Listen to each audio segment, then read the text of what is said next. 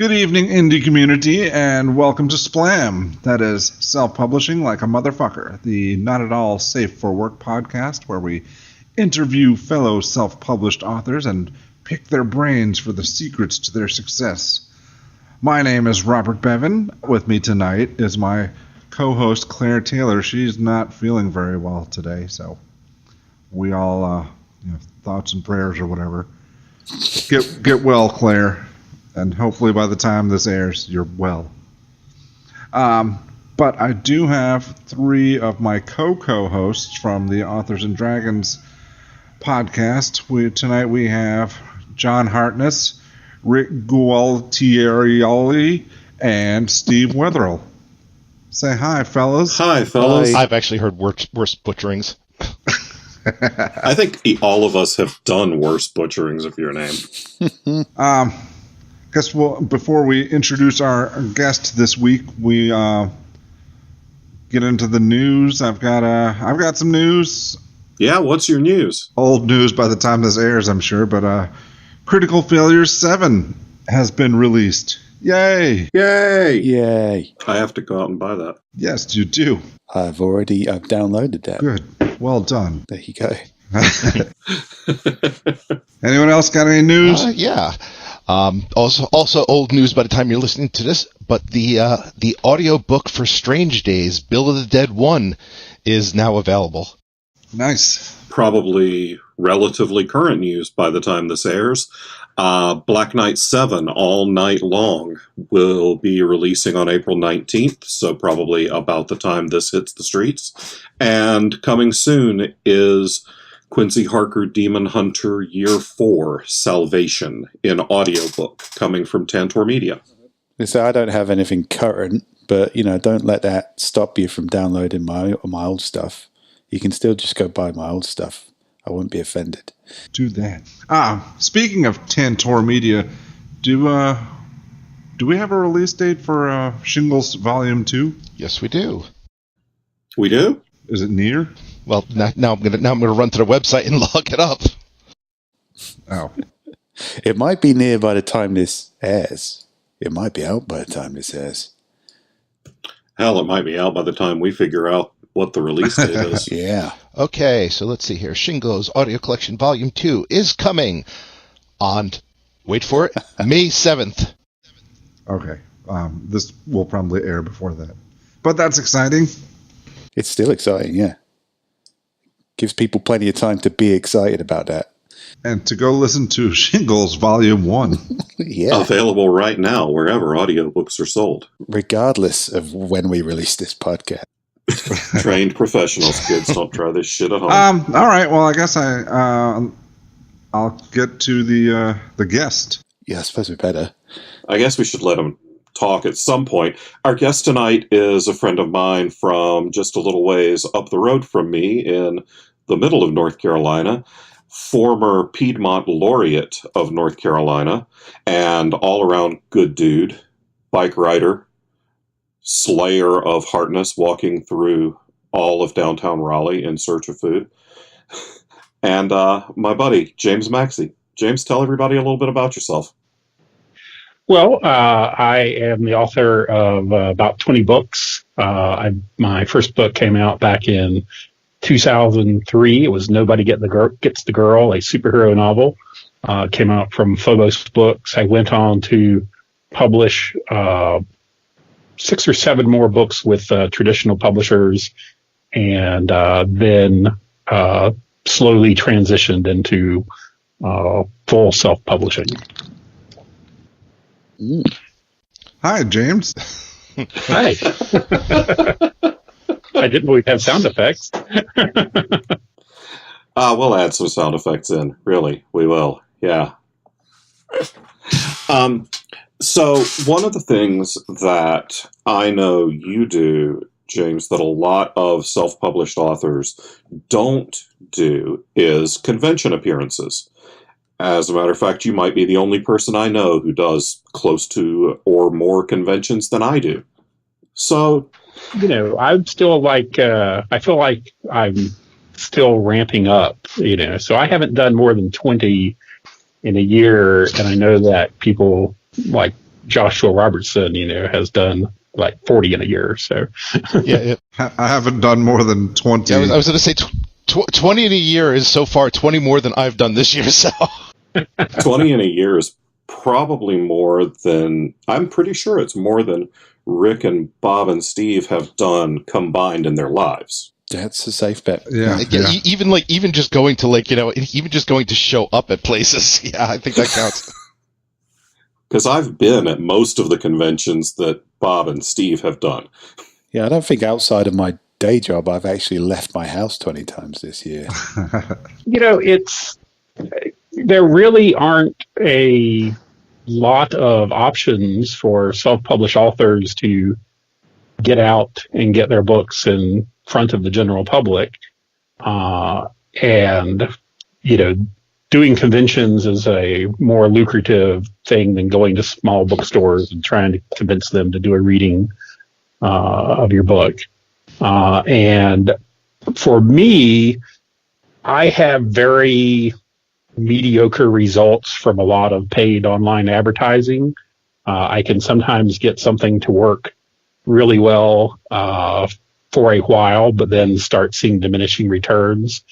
And compared to what I can make by spending, $100 on a table for a convention, it seems to be a much better rate of return if I don't count my labor. Then that's quite interesting to me, because you hear a lot of professionals, not just authors, but like comic book artists, who conventions for them are more about kind of keeping their name out there and, breaking even if possible. But they're a money spinner for you. Is that a fair thing to say? I think that, again, if you subtract out paying myself a wage to sit at the table for 8 hours at a time and subtract out the labor of packing up books and carting them and setting up the display, as far as actual what I pay for the table versus what I pay for inventory, I usually easily turn a profit on these things. That is awesome. Even I've had so far, I have never had a con where I haven't at least broken even and earned back what I made for the table or what I paid for the table. I've had, at last count, all of them. Well, okay, that brings a good question. So what? Because I think it's safe to say, I won't say the majority, but a lot of self-published authors suffer from that whole concept of being, horrible introverts and enjoying the fact that we're safely behind a screen. So what would you say is your secret to to actually breaking even? Because as Steve mentioned, it sounds like it's a rare thing. My secret is I do things that by chance worked out really well for con appearances that at the same time completely sabotage me online. Want to make money Dick pics? online. If you want to make money online, pick a genre, pick a series, and write 20 books in that series. But if you want to do well at cons, you have to have a little bit of everything for everybody. So in my time, I've written mainly dragon novels, but I've also got 6 superhero novels. I've got a steampunk Wizard of Oz novel. I've got 2 short story collections. And in my fantasy work, one of my series is actually hard science fiction disguised as fantasy, and the other is, pure epic magic fantasy. And this means that when people come up to my table, as long as they're not looking for mystery or urban fantasy, I've got a lot of other genres represented. So that is a good little secret there. Yeah, I never thought about that. But that makes sense. I'm not going to be able to do that, but it's nice to know why I do shitty at cons. John, with Falstaff, he can probably testify that having, a broad catalog is, you've got to be like a bookshop. And If you're only stocking one title or one series, then you're really sort of limiting yourself. With the counterpoint being that, I've done a lot of cons with authors like Stuart Jaffe who do write long series, and he has a smaller pool of potential customers perhaps, but he's also, I've seen many times a customer walk away having bought 8 books in a series, whereas I'm selling the onesie twosies.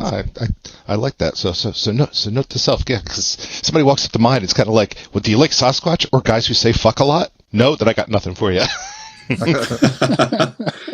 get the fuck away from my table, Sasquatch.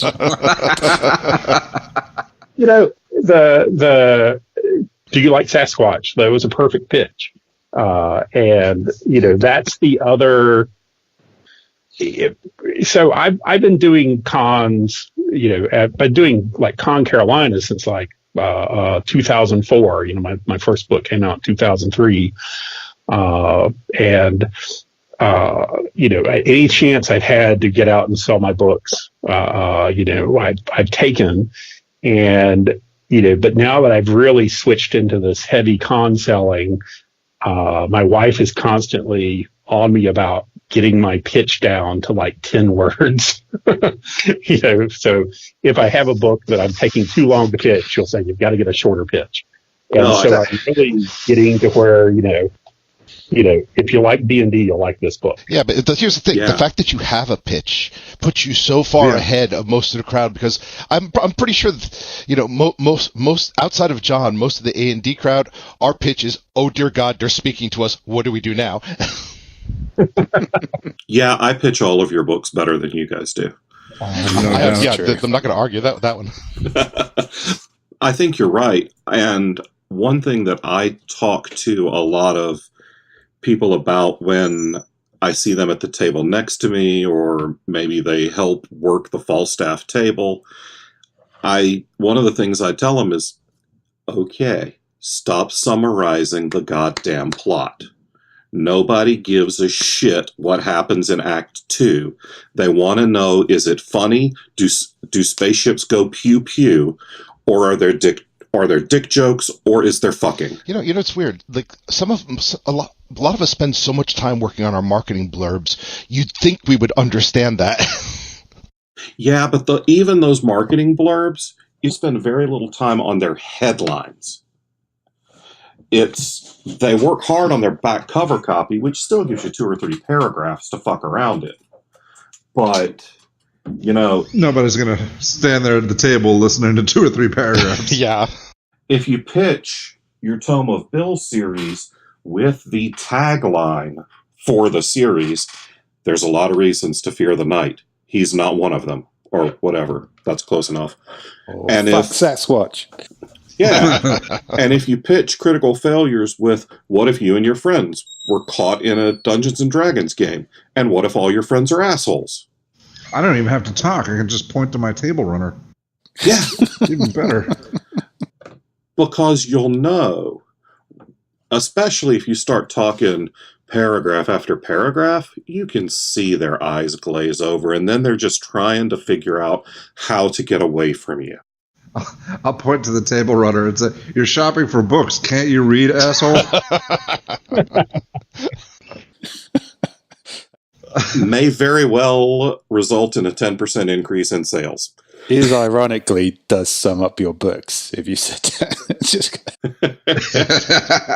People have a hard time. Well, either A, people are way too fast to disengage once you start trying to sell your book to them. But then there's other people who are going to sit there and listen to you talk for 5 minutes about your book with no intention to purchase it. So it saves you a lot of time and lets you engage with more potential customers if you can boil it down to, that first 10-second pitch, and then have maybe a longer 1 or 2 minute, summary or expanded pitch. But then after that, you're really just, you're wasting your time.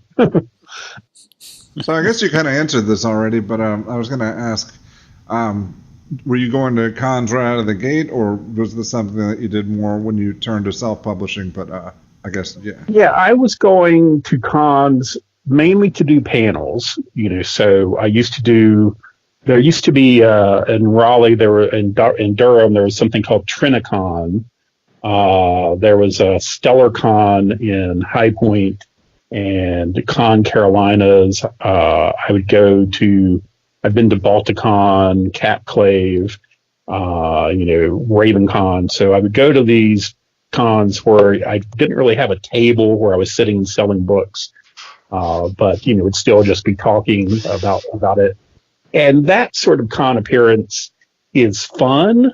It's, you kind of feel like, oh, I'm a writer. People are listening to me talk about about writing. But as far as effectively selling your book, I don't know that that sort of event generates that much sales. It's kind of a pay it forward situation, because I know that that people that I've talked to who have come and heard me on these panels later went on and wrote books.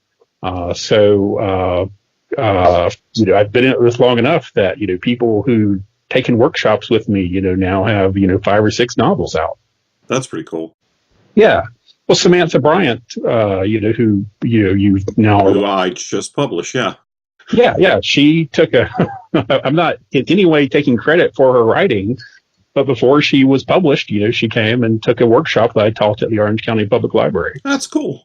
Yeah. So,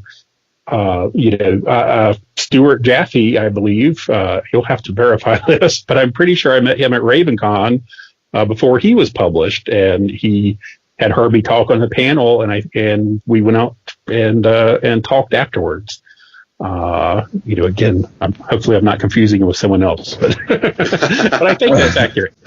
It's all right. Stuart might not listen to the podcast yet. We'll bring him on as a guest later, and then he'll listen to his episode. So that sort of event, is important, to get out and share your knowledge with other people. But I think where I really shifted hard into selling my own work was the Bull City Comic-Con, which is in Durham. It's, I can go from my front yard, or from my driveway, and be there in 10 minutes, 15 tops. So, it was very close to get to. And at one time, a table was not that expensive. So I thought, I'll go give it a shot. And, I think the first year a table was probably like $150, and I probably did about 600 in sales. And I was like, that seems to be a better business model. And then my old business model of doing these cons where they might have Capclave would have like a mass signing that would last 2 hours, and they would also have another signing rotating table. You go and sell books for an hour, and maybe I'd sell like 6 books the whole time I was there. The second or third year I did the Bull City Comic-Con, I wound up selling like close to 100 books over a 3-day weekend. And it was like this compared to, since I had been a traditionally published author, I used to do, book signings every time a book came out. I would go do a little Barnes and Noble tour. And, if I sold, 6 books at a book signing at a bookstore, I was, pretty happy. and I've done, Barnes and Noble book signings where, 2 people, came out to, to hear the reading. And they already had the books. Yeah, so having this experience of going to this Comic-Con, and, actually seeing people enthusiastic about the book, actually, running out of stock, I have a big collection of 4 novels. One is the Bitterwood complete collection. The other is the Dragon Apocalypse complete collection.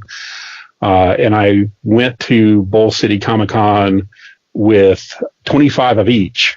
And at the end of the weekend, I had sold sold out of all but one book. Damn, that's nice. Yeah, it is. And I mean, these big collections, aren't cheap books, so it's good revenue. And I just feel like what I gain by doing these events is a lot of my books are now on their fifth or sixth cover. Because I will go to a con and I'll notice, people are looking at this cover and no one is touching this cover. What's wrong with this cover? What are the elements working here that aren't working here?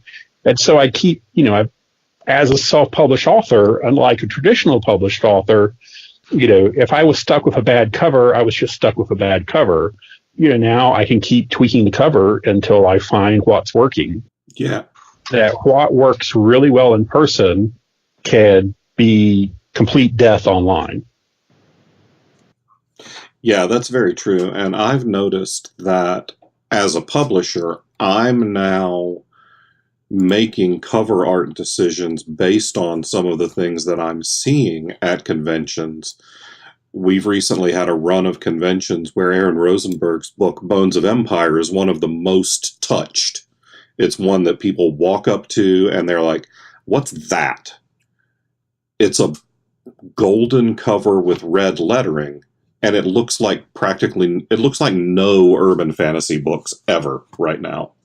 So, like, okay, well, looking at the next few books we've got going, let's not make it look like a dude standing there with a purple glow behind him and a magical thing in his fist, because every fucking body's got 20 books that look like that. Yeah, that's the running joke in urban fantasy of everybody's got to have a hand fart going. Mm-hmm. That's really interesting to me because you're right. This is normally when you hear self-published writing advice, it's all about online. It's pretty much people will mention cons as kind of a way to shake hands with your fans, but never as a kind of preferred selling strategy.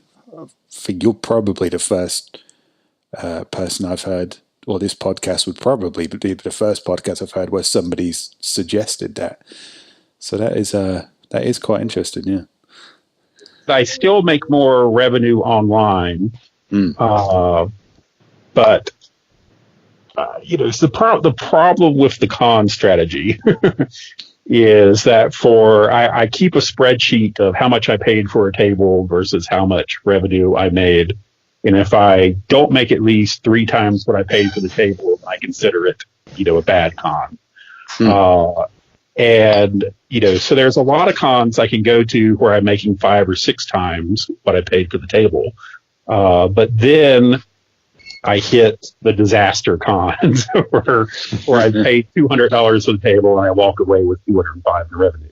Yeah. Now you keep talking about the table cost, but there are other expenses. I mean, I understand a lot of the ones you go to are local to you, but like for example, hotels. Right. I mean, does that factor into your equation there? So I actually spend very little on hotels because Comic-Cons, used to be a kind of a rare thing, but now I can probably find at least 2 a month within driving distance of my house. And a lot of them are one-day cons. So, like, if I have a con for one day in Charlotte, I don't have to get a hotel room. I just drive to Charlotte and drive back. The same is true, basically, anything within 4 hours of my house. If it's a one-day con, I can just drive and come back the same day. I'll be doing Roanoke. It would be my next con. It's just a Saturday only, so 2.5 hour drive up back. Yeah, I think you're also like North Carolina. That whole area seems to be a really hotbed. Like I've been looking for local cons up here in New Jersey, and the problem is there's plenty of local cons, but all of them want to charge you like $400 for a table, and I'm like, there is no way I'm making that back.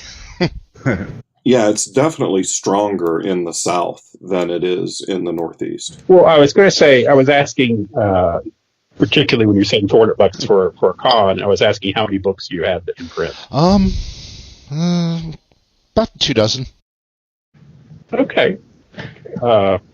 I mean, that's a pretty good catalog. One thing that makes it tough, I think, for conventions is, especially for somebody like Rick, because the Tome of Bill is 8 books.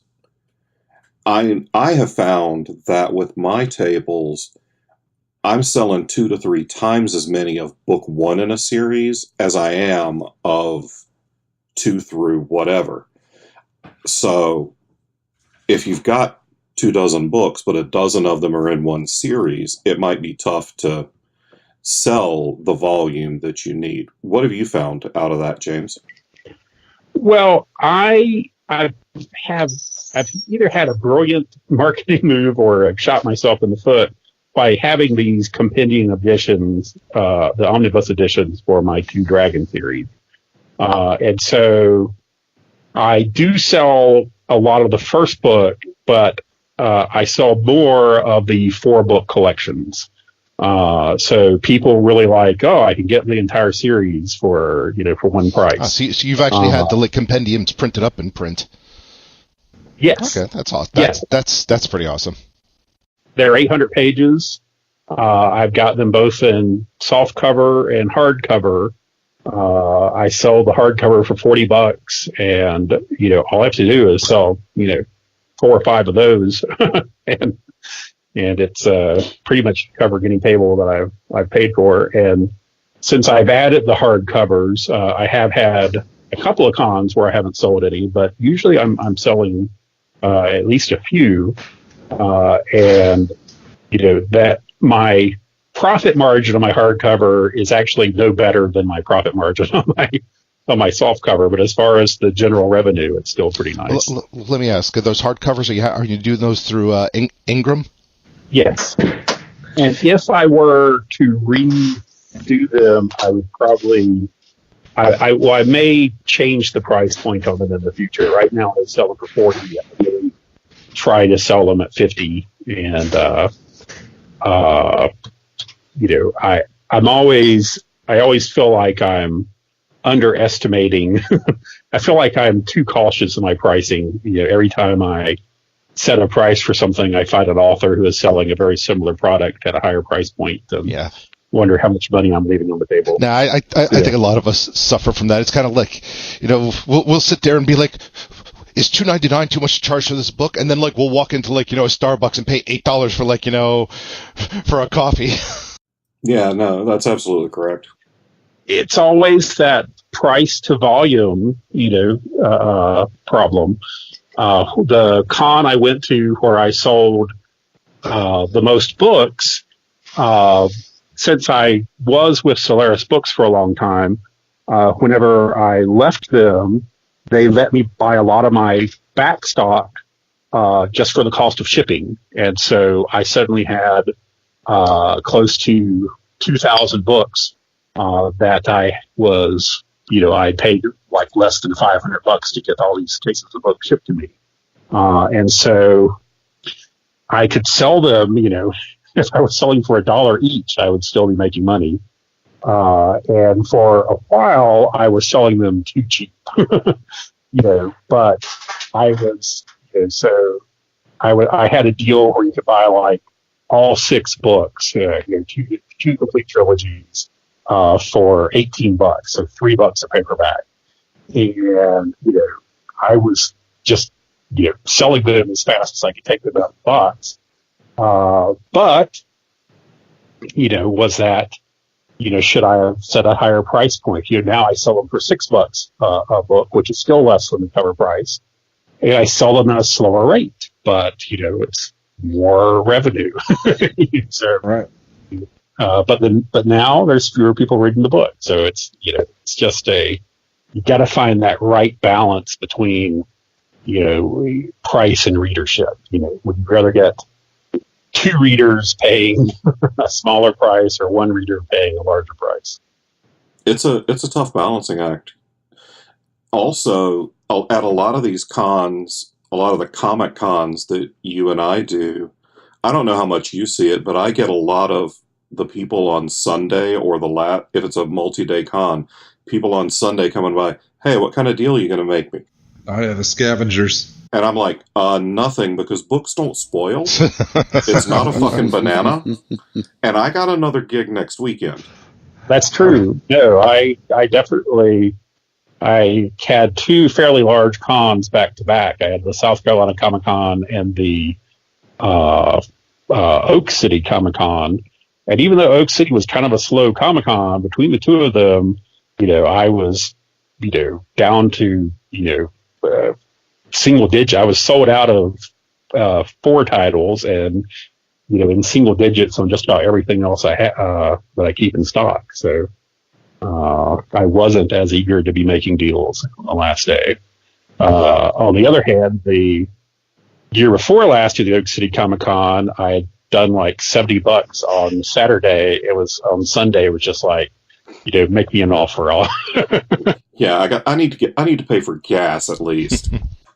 Now that raises an interesting question. How much inventory do you keep? Because that's something I find that I struggle with all the time.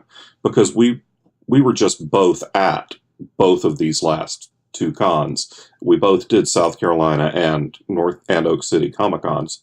Well, I didn't have 2 titles at Oak City because I sold out of them at South Carolina because they performed better than I was accustomed to them doing.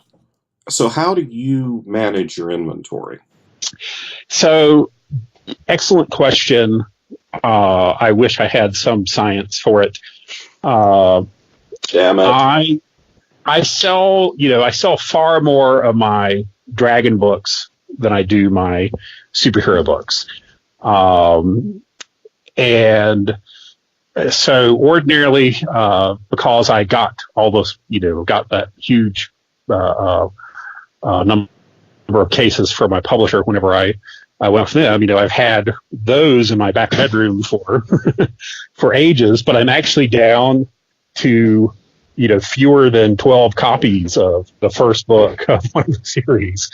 And so once that goes, I'm like, I'm going to have to start ordering the trade paperback versions to carry them. So essentially, I've had an infinite number of books I could draw from for the last couple of years on the standard paperbacks. For the big books, I normally order them about 24 or 36 at a time per title, depending on what cons I've got coming up. I'm always paranoid about running out, about having a big con and then running out. I wasn't paranoid enough about my superhero books because when I went to South Carolina Comic Con, they sold really well. I actually sold out of 2 of the titles I had with me. By chance, I had left 2 copies of the sold out titles here. And then when I went to Oak City, Saturday morning by noon, I had sold out of those. And so I was just having really good weekends for the superhero stuff. And I really wonder, if I could have sold more if I had them in stock. I now have laminated versions of the covers that I put up saying, sold out, ask me for an order form, but I haven't yet sold a book on order form. Well, that's a good idea still, just to let people know they exist. I'm going to switch gears a little bit because the con stuff is super interesting and useful, but I also imagine that, most of the self-publishers who are listening to this podcast are right now breaking out in hives at the concept of appearing outside of their homes. So you mentioned that you still make the majority of your money online. So what are some strategies you use to drive those sales? So the only thing that I have found that really works is BookBub ads.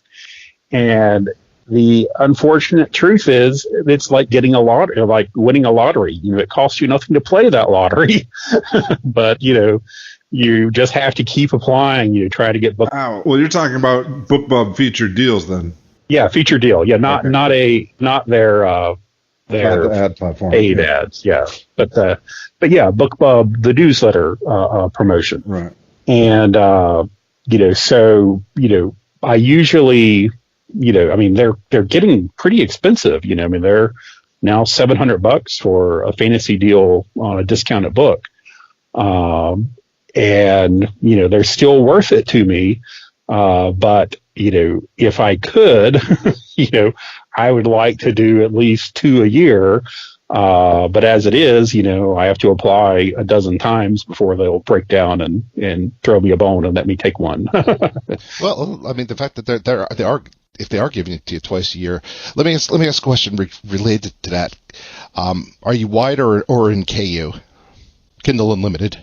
So my Dragon books are all wide, and everything else I've got is now Kindle Unlimited. I like the concept of wide, but superhero novels and short stories just don't sell any other platform. And so I told myself if I went 6 full months without selling a superhero novel at without having a copy of Nobody Gets the Girl at any of my Nook or Apple or Kobo, that I would pull the plug and move it to Kindle Unlimited, and I hit that threshold. That sounds more than reasonable. Yeah, I was going to say that's not too hard to do on Kobo, I find. Yeah, Kobo is a weird platform, and again, BookBub changes it entirely. So you get a BookBub ad on my normal sales from Kobo is 2 or 3 books over the course of a month. But whenever I've got a BookBub, especially, the international component of BookBub, suddenly I can be selling 200 or 300 books in a month. But I don't know how to sustain it. There's nothing else I've ever tried has moved the needle on Kobo or Apple or Google Play other than BookBub. Yeah, I've heard horror stories. Like I was originally wide, and now I'm mostly KU. Now I'm like putting feelers wide again. But it's you hear from a lot of self publishers out there that the other stores, especially Kobo and stuff, there's just no tail there.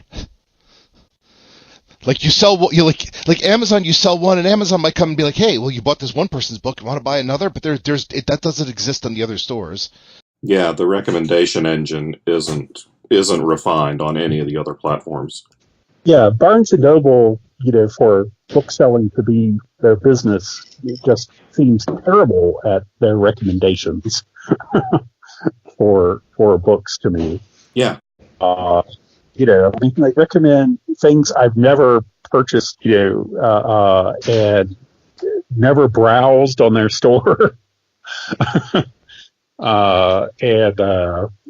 Amazon, the number one books that I get, or at least that pop up is, they are continuously trying to sell me my own books. Yeah. I get a lot of ads for books I've written, books I've published, and books by these other guys I podcast with. Always nice to get an email. It's like, open up my, hey, Rick Walteri just released another book. No shit. Yep. So it's as good as their recommendation engines are, the fact that they haven't figured out. I mean, they have to know what my KDP, the email I sign in from. It seems like they would say, don't solicit to, don't try to sell him his own books. I don't know. I mean, I see that more like a reminder. Hey, man, we're putting your shit out there. That's true. I guess that it does make some people feel good. And maybe that's what they are. Maybe that's what they're thinking of it as. Yeah. It creates the illusion that, hey, if I'm seeing this email, there must be millions of people seeing my book being pitched. Yeah. Look, I promise, we give a shit. Hopefully that's not an illusion. I don't want to, Amazon, really changed the game, and mostly for the better. For when I was a traditionally published author, you basically live in a world where you're mostly ignorant of what any action that you do, what the results are, because when you get a book put out, you'll get, 6 months later, you might see your first royalty statement, but that's not really a statement of how many books have been sold. It's a statement of how many books bookstores have ordered. And then you have to wait for another 6 months to see how many of those books got returned. Oh, yeah. And if you ask your publisher, how am I doing? How many books am I selling? They'll say they don't know, and at least in my experience. Talk a little bit about bookstore returns, because I bet there's a lot of self-published authors out there who don't know what you're talking about. Yeah, no, John's right. I mean, I see people like losing their mind. They're like, I sold 100 books and one person returned it. How dare you, Amazon? And knowing how the book, knowing a little bit about how the bookstore model works, it's like, oh, you have no fucking idea, dude. Yeah, bookstores are great for discoverability, and there is a certain validation that people will, say, "Oh, I saw your book at Barnes and Noble," and your relatives finally believe that that you really are an author and not just a 40-year-old guy who's refusing to grow up. You can be both. Yeah. That's the dream. Yeah. I forgot the question. Sorry. Talk a little bit about how bookstore returns work. Oh, yes. So Barnes & Noble will buy your books by the case. There's all sorts of weirdness that goes into this. But basically, when Solaris would put out, one of my books, the Bitterwood books would be packed in a case of 24, and Barnes & Noble would say, well, we're going to send this bookstore, 2 cases, and this bookstore just 1 case, and this bookstore, we're not going to send any because Epic Fantasy doesn't sell well there. And it's sort of an arbitrary distribution that you wind up in the store. And then the book's going to sit on the shelf for about 6 months. And at the end of that 6 months, Barnes & Noble can just, if you're a paperback, they can just rip the cover off your book, send it back to the publisher and say, hey, we didn't sell this book. Injury to insult. And get complete credit for it. They basically don't have to pay for that book anymore. And so publishers have what they call a reserve against returns. So you might get your first royalty statement and it looks like, oh, wow, I sold a lot of books and I'm going to get this much royalty. But then there's like this line item of, like $1,200 that are reserves against returns. And that is on your next royalty statement, they know that they're going to get some books coming back and they're going to claw back some of those royalties from you. And this is why most, I would say the vast majority of people who work with traditional publishers probably will never see a royalty check past their initial advance. Well, let me ask a question about something you mentioned, because Barnes & Noble saying, hey, we didn't sell this, we're sending it back, but them ripping the cover off kind of almost says, we didn't sell this and we're going to make sure you can't either. Like, what, why do that? Well, they don't send the whole book back, they send the cover. And then the books go in the trash, which is why sometimes you'll find those books at used bookstores, at yard sales. It's why publishers took to put it to writing on the copyright page. If you purchase this book without a cover, nobody got paid and you're an asshole. They're the ones ripping your fucking books up and throwing them in the trash. Yeah. Also, Barnes & Noble, thank you for burning down the Amazon rainforest there. Yeah. With a hardcover, they do return the books, and the books get remaindered. They get sold for pennies on the dollar, and then you can go into a bookstore and see them for sale again. With a $5.99 sticker on them. Or okay, that makes sense. I always wondered why the hardcover books were on the discount racks. Yeah, and but the author isn't getting a royalty on the $5.99. He's now getting an author on whatever that remainder. So they might have had 2,000 books left over that they sold for four grand. I don't know. I'm making up numbers now, but they sold at a tremendous discount versus the original price. And then the author would get some percentage of royalty off of that remainder price. So depending on their contract. Yeah. Because it may be written into the contract that if a book is sold for greater than X percentage off of retail, that the author gets nothing. That's true. I mean, there's a lot of stuff in traditional publishing that is really set up to be to the disadvantage of the author. Yeah, I was going to say, unless your name is J.K. Rowling, it sounds like, going the trad route, get used to lubing up there and bend it over. Well, now I will now stop and defend publishers, though, in that, it is a business. It's not a charity. But it's a business with, just this tremendous amount of unknowns. All the flailing around I've done trying to figure out how to market and promote my books. And, the publishers go through the same thing. They'll see little trends and they want to jump onto the trends. But then, there's a production time. And by the time that their latest, sexy vampire book gets out, sexy vampires are done. And now everybody wants sexy zombies. And so they've missed the market by 2 months and that book, collapses. And 1 month, all the titles, all the best-selling titles, have the author's name at the top and the title at the bottom. And so, they're now redesigning their covers to get that out. But then the next huge bestseller, it's flipped it. And so,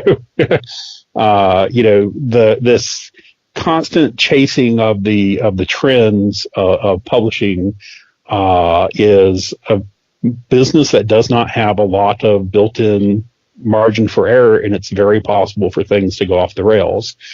And so that's why a lot of the stuff, if they didn't have some of these kind of shady practices, there wouldn't be as many publishers in the world. They would have gone out of business long ago. I think most of our guests have been like traditional published turned indie. And we usually get to this earlier in the show, but what was your transition? What caused it? What was it like? So this is a mark of my geezerdom. But whenever my fantasy series Bitterwood, when I signed the contract for it, like in 2005, ebooks were kind of a theoretical thing, but most publishing houses didn't actually have ebook lines yet. And so my contract that I got for them said they were buying this right and that right, including the ebook rights. And I happened to have an agent who was like, well, do you have an ebook program? And they were like, well, no, we might have one in the future. And I said, well, we'll just strike out this clause. We'll hold on to the ebook rights. And, if you do decide to go, go into ebook publishing, get back to us. So several years later, the publisher came back to me and said, hey, we went over your contract and, we see we don't actually have the ebook rights to your books. And we'd like to, have you sign an addendum. And they weren't going to offer me any additional money. And so suck my addendum. The royalty was, it's like, oh, it's 25% royalty. But unlike a self-published book, there was this model at the time where a publisher would sell a certain number of ebook licenses to Amazon at a certain amount of money.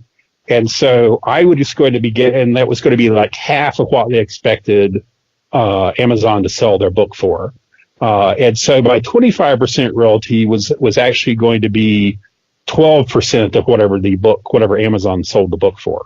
Hey, that's not good. No. And at the same time they were making this offer, Amazon was saying, hey, we've got this new KDP publishing platform, and if you publish with us, you get 70% royalty.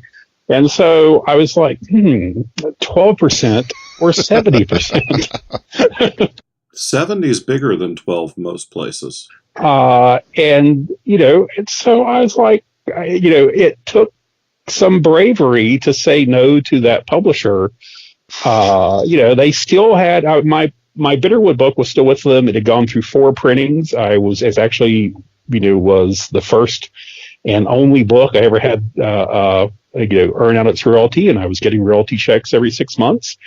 I was like, I don't want to. I'd like to keep selling them books, but that whole 70 versus 12, just made me go ahead and put out those books myself. I didn't have the rights to put them out the same covers that Solaris was using. So I did some terrible, handmade covers. I did formatting on my own, which, was not spectacular. But, suddenly these were actually selling. I put them out kind of as an experiment. And then I had mentioned, my very first book was a superhero novel that had been a complete flop. It had been dead for years. And we went through a lot of hoopla trying to get an official reversion right from the publisher, and never could. Basically the publishing house was gone, and no one ever associated with the publishing house would give us a letter saying, yeah, we are never going to exercise any of our rights. They're going back to you. But I did have in the original contract that after 7 years, the rights would revert back to me, unless the publisher was, selling this number of copies or something. And since they were gone after 7 years, I put out that book, and suddenly I was paying my mortgage, with the, sales off of that ebook, and was like, wow, this is a pretty lucrative way of doing business. And I loved that I could see my sales every day. Oh God. Yeah. What you were talking about before, that 6 months bullshit. Oh God. The 6 months reporting being an imaginary number that's not going to be validated until 6 months later. So, I was seeing numbers every day. I now knew if I went and did a con, I'd always been like, when I do these con appearances, is anybody going and buying my book? And it turned out, for the most part, the answer was no. But I do have people at the science fiction conventions and the comic book conventions I go to now, where I'm trying to sell them my book, and they'll say, "Oh, I just read on Kindle." And I know John now has a thing where they can buy the book digitally from him and get a download code.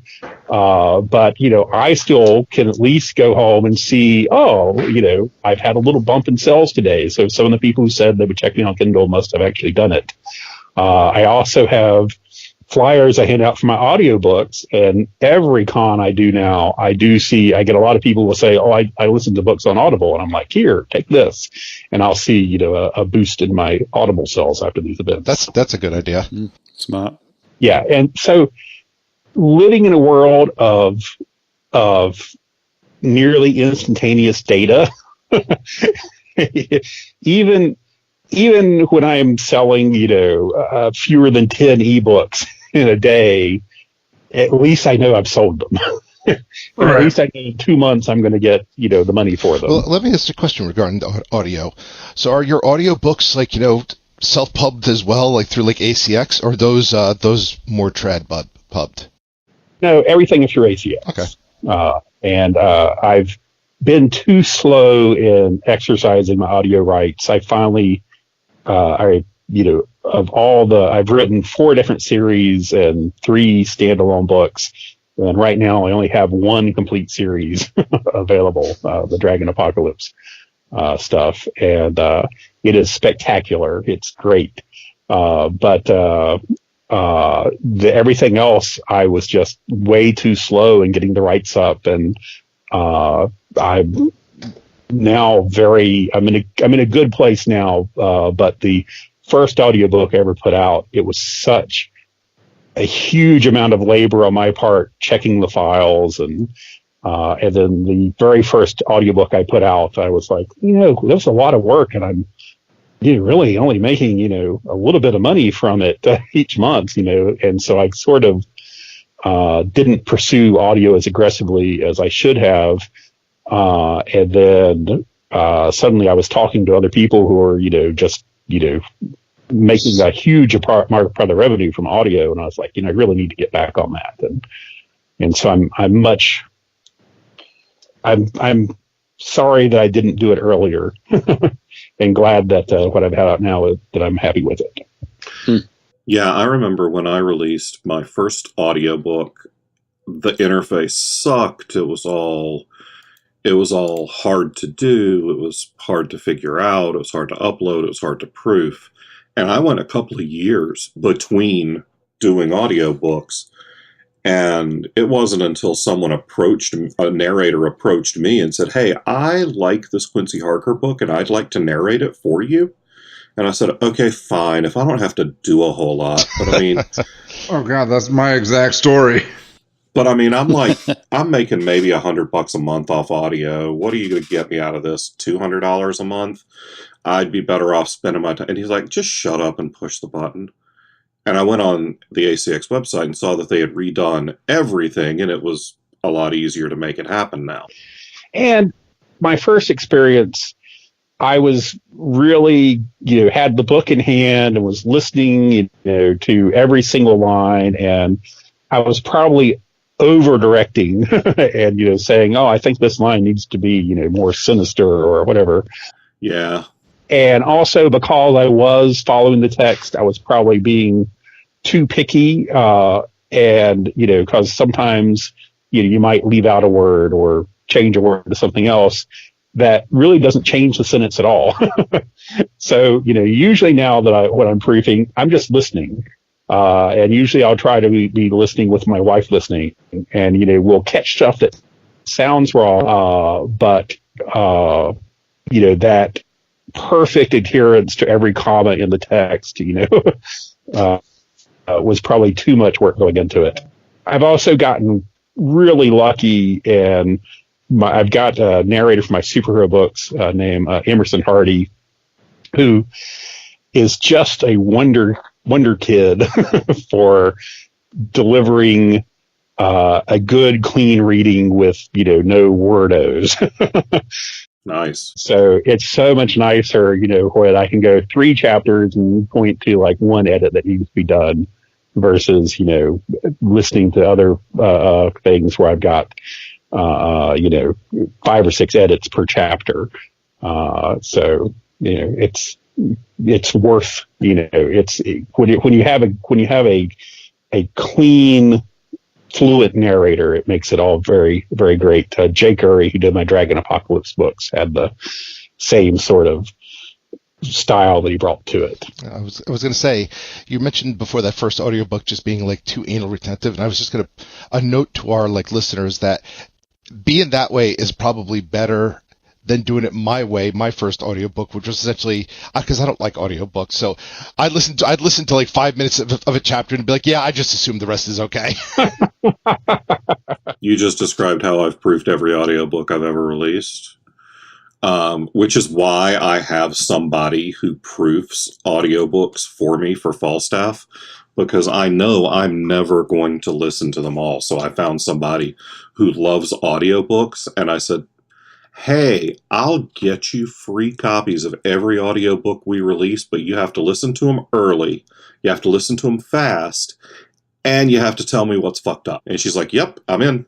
I love proving my audiobooks. It's like, I'm working, quote unquote working, but I'm also just drinking beer and shooting beer cans in the garage with a Nerf gun. See, I can't do that, because then I stop paying attention.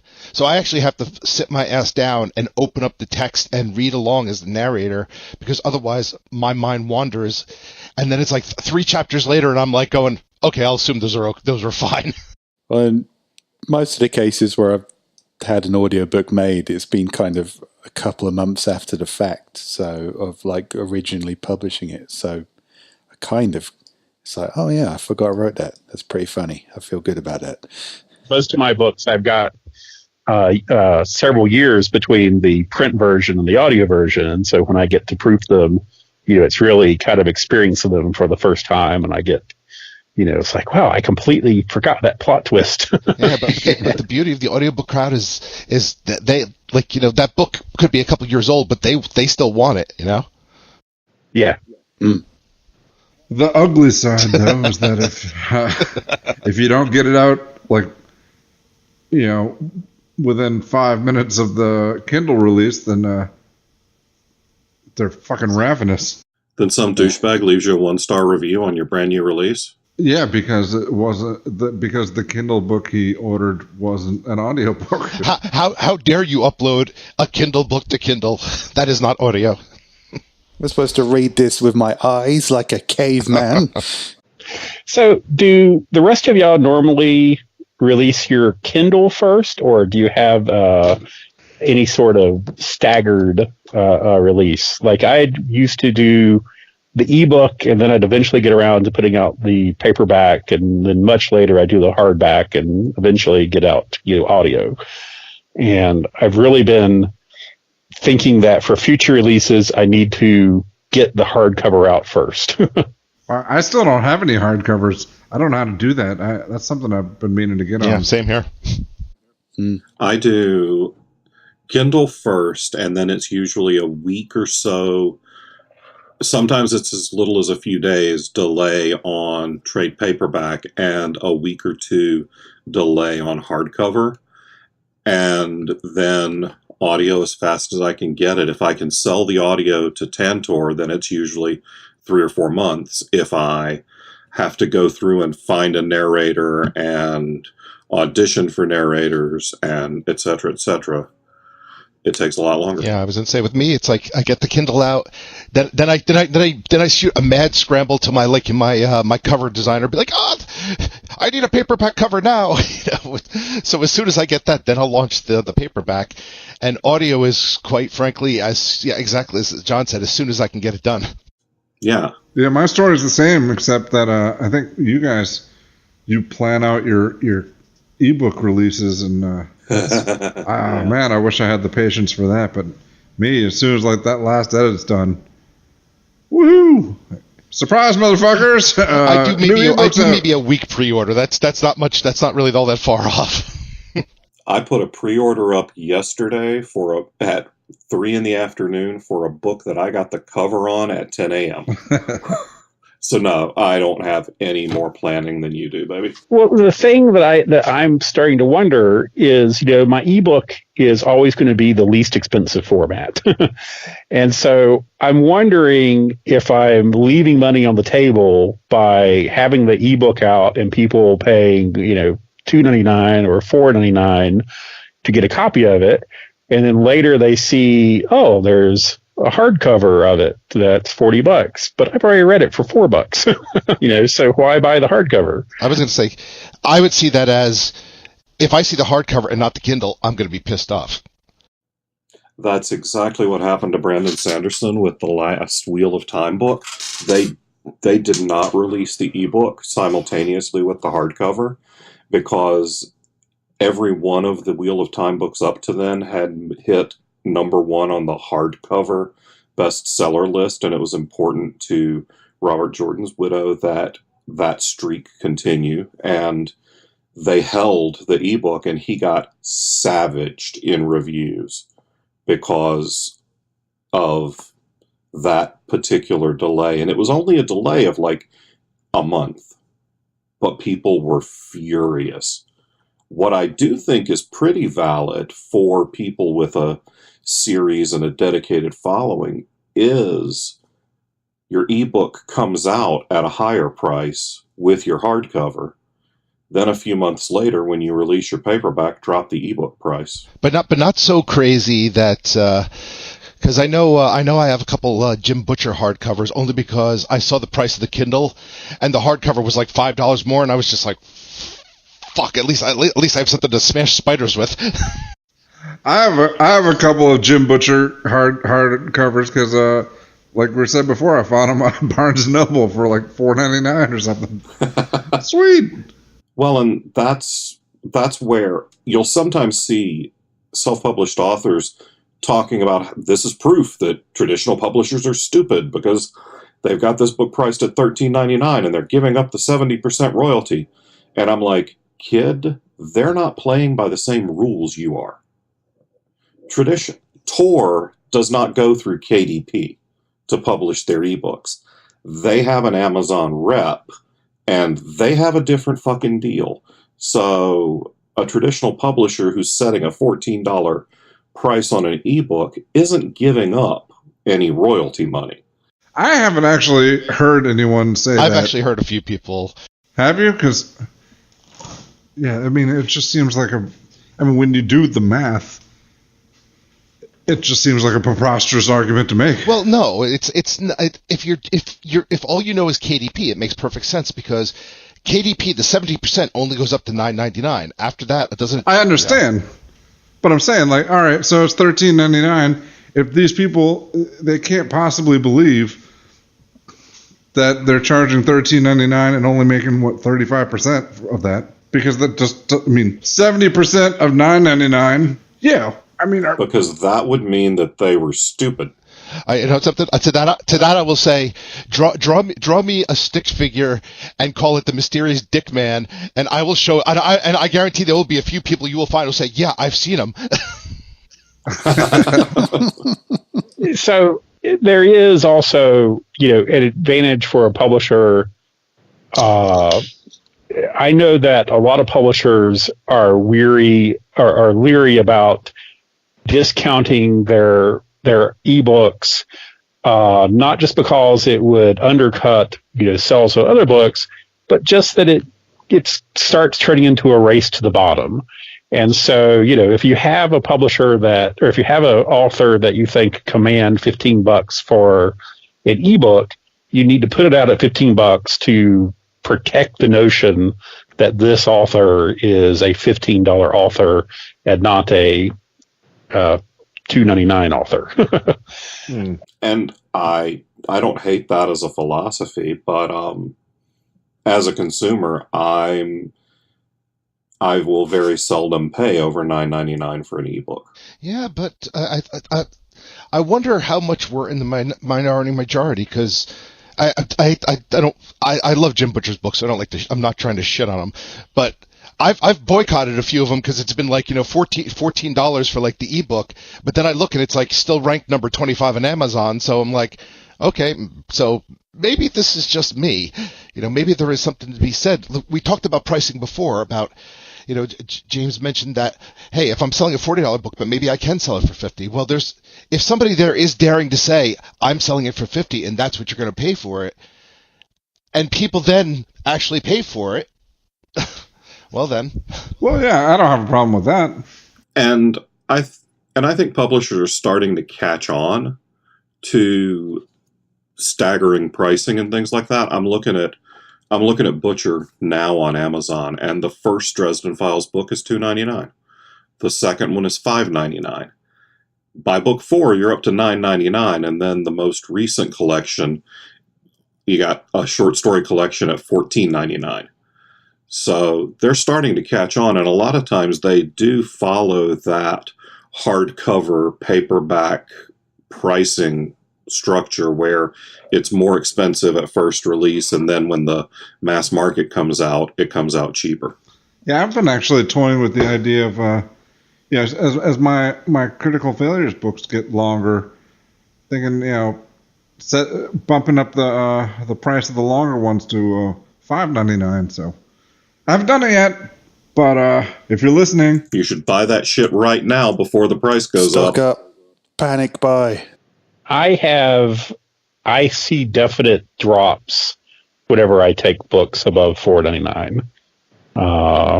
And it's, I hate that I can't command higher prices. And I wonder how much of it is because of my BookBub promos, have trained people to sit around and wait for, cheap books. But I do think that, I've sold a lot of books, but, I'm not Jim Butcher. Well, I'm talking about 6 or 7 books into a series, though. I mean, have you seen a drop off if you try to bump up the price in a book that deep in a series? Well, so that's where I was. One of the earlier things was talking about my stupidity and my genius of the omnibus editions, in that now, books 2, 3, and 4 in my series are essentially dead books, because some people will buy the first book, and then if they like it, they buy the omnibus. Mm-hmm. But books 2, 3, and 4 are really don't do well. I've had the opposite issue. I did the omnibus thing too with the first 4 books, and I don't sell as many of those as I expect.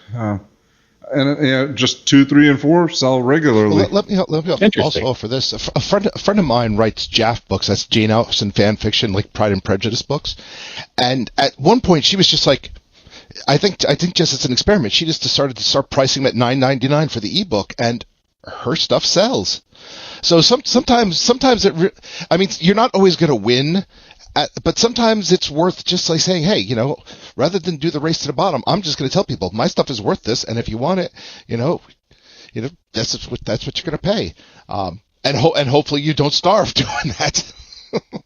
I mean, my Harker and Bubba collections are $9.99 on ebook. Yeah. And what I did was I worked to train the audience, because they're collections of novellas. So I release a novella at $2.99. I release 3 more novellas at $2.99. So if someone wants to buy the whole season, hey, it's $12. Or then I release the collection at $9.99. And it does just fine.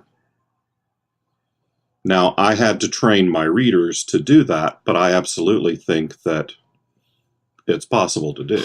How long are these novellas? 30,000 words. All right, yeah.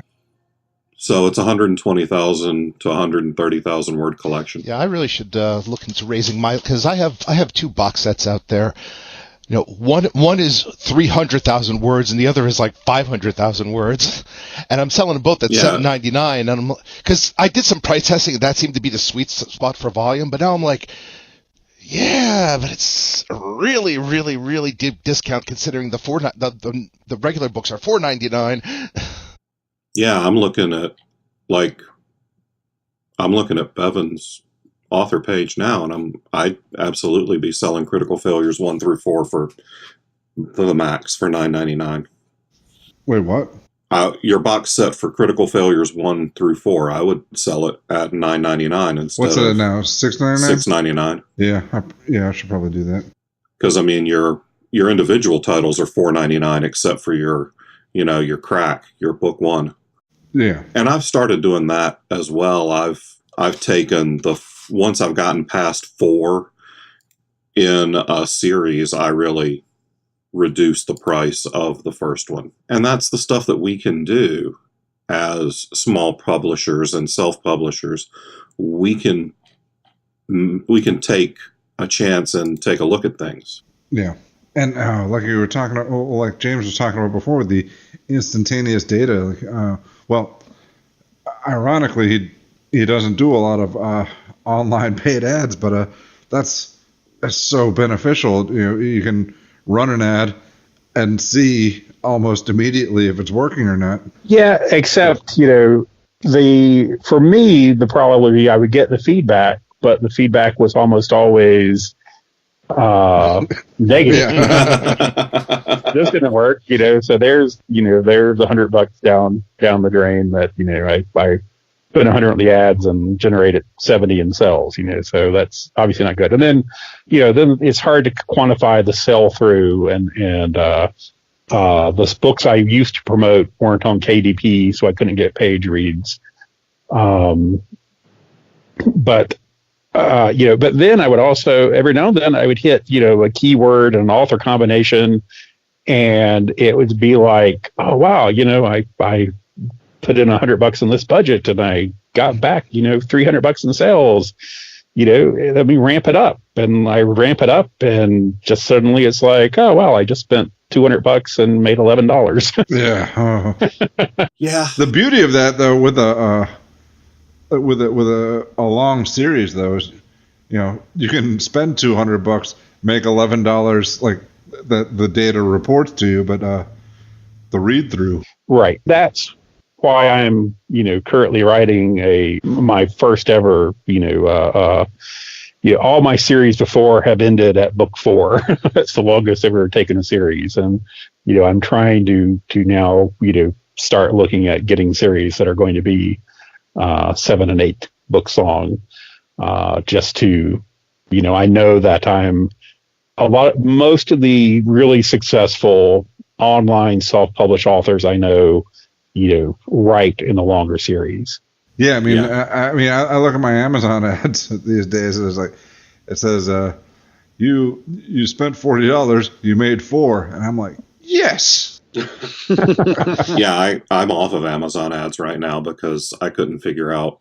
I was spending way too much and seeing way too little return. Yeah, I know people who swear by them, and but it just seems like if you didn't want to ever write anything and just want to spend every day of your life changing your keyword and tweaking this, because one of the most successful online advertisers I know was telling me oh yeah, the keywords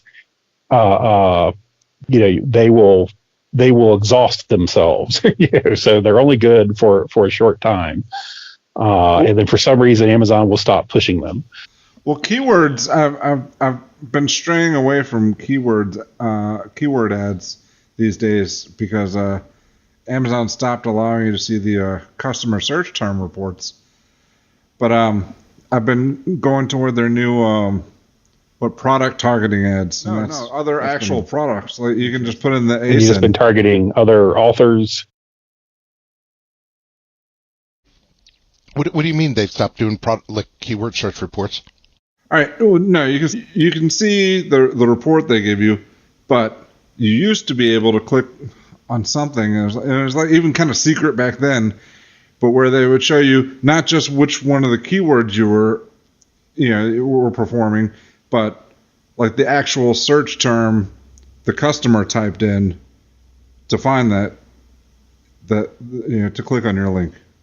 You know what I'm saying? And they also, it used to be like if you want to go look at Game of Thrones and see what keywords were associated with it, you could actually see what keywords are associated with it. And now they hide all the keywords, associated with any given title from the consumer.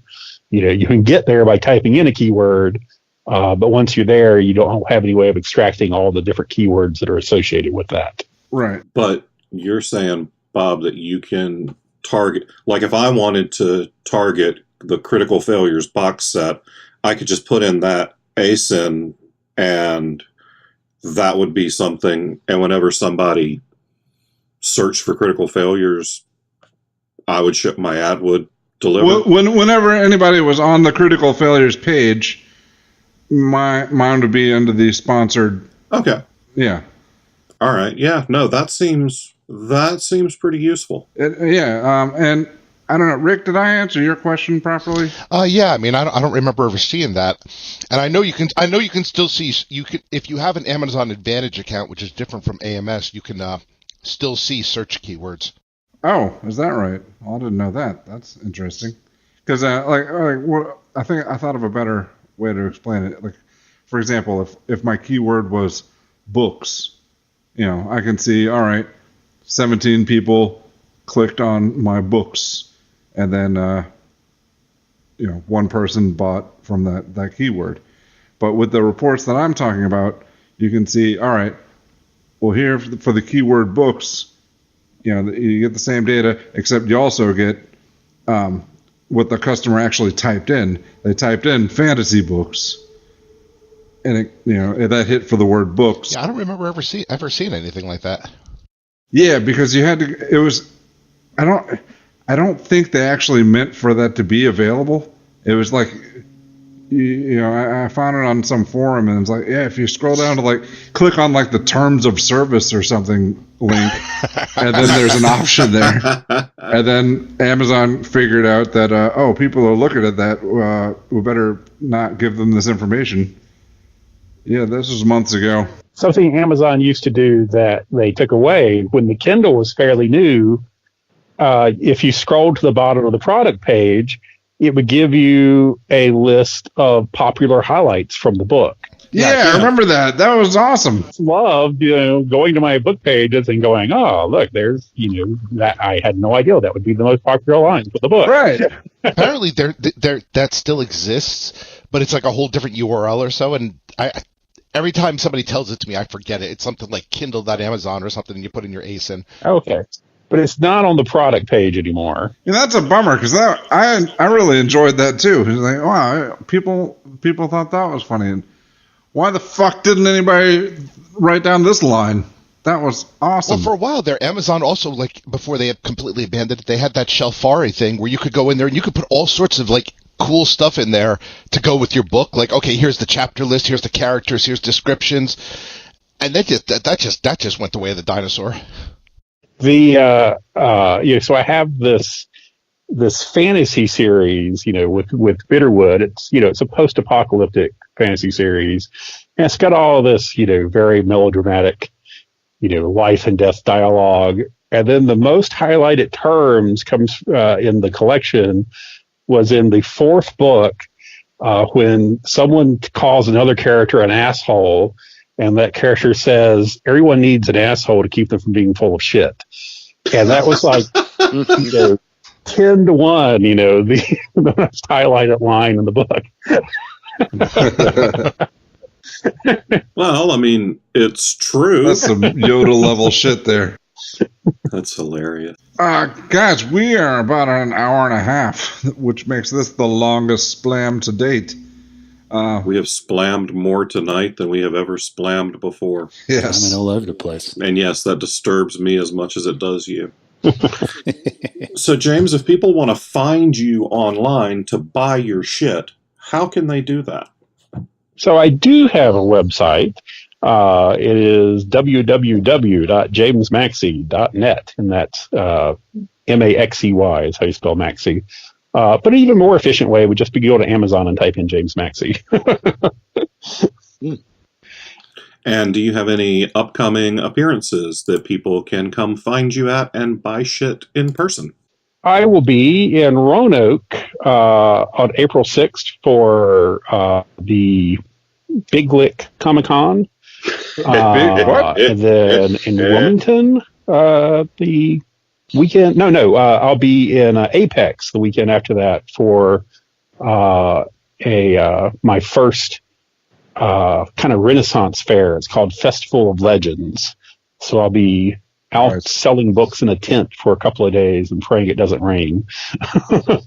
Yep, sounds like a Ren fair. I got the map, but I'm directly next to the bathrooms, which I'm sure are just porta-johns, but I'm trying to figure out if that's to my advantage or not. Depends on how hot it is. Well. Also, is there anything new or upcoming that you want to tell people about?